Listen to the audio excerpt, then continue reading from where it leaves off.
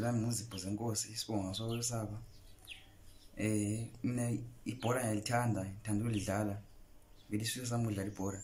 I-team engisupportayo ise-England, i-Southampton, i-championship yarelegate last season. Khathi senza khoma i-AFCON nje eZimbabwe ngazange ngiphumelele ukuba khona. Themba next time zaba khona. Ngibona ama-game e-AFCON abanjengo Egypt idlala leMozambique. Mesithi iEgypt izawina njoba ilama players adlala emazweni kakhulu. Kodwa qeda ya-draw lo Mozambique. Even labo Ghana izawina. Kodwa la ugcine yadliwa ngama country esingakhalandi ngawina ama country amancane.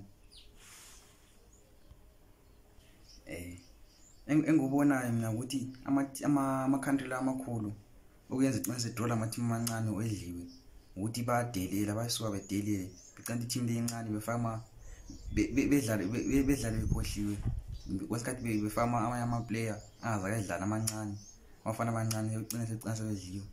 Kodwa mina ngisithi ukuze wena wewini abadlala ngama team bengadeli ama country ukuthi mancane ama player adlala kakhulu.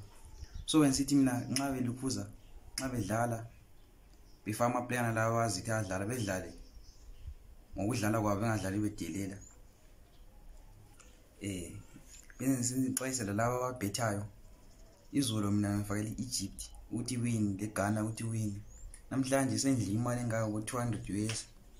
So in next time linanzelele abantu ababhethayo bethe kahle ibhethe ngonanzelele lingadeleli. Ingafala amabhethe nama team amakhulu ifake nalama team amancane. Ngozibona team lemali eningi ifakile kunjalo. Zithembe wama team amancane lawa kulezi nsuku alahlisa kakhulu.